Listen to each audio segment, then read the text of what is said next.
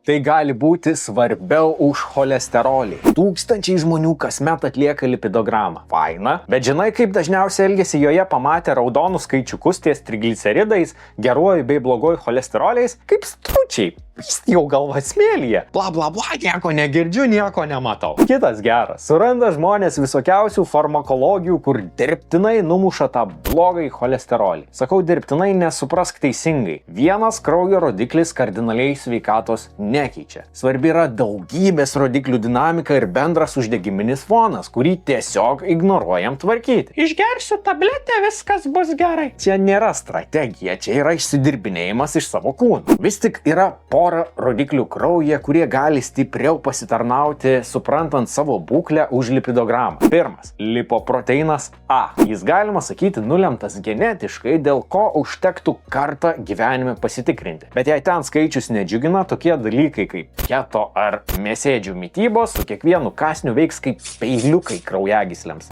Gal kiek sutirštinu, bet tai rimčiau nei manai ir nediletantiška gyvensena pasidaro maksimaliai svarbi. Nepagailėk 11 eurų pasitikrinti. Antras – apolipoproteinas B.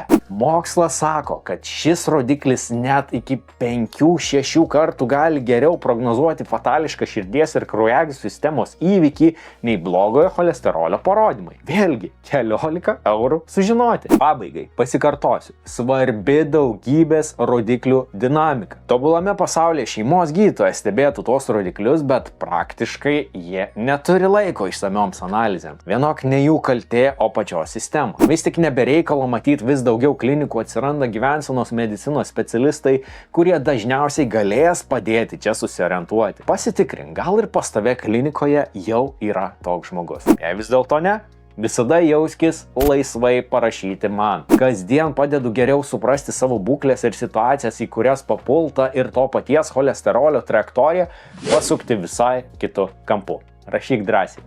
Iki.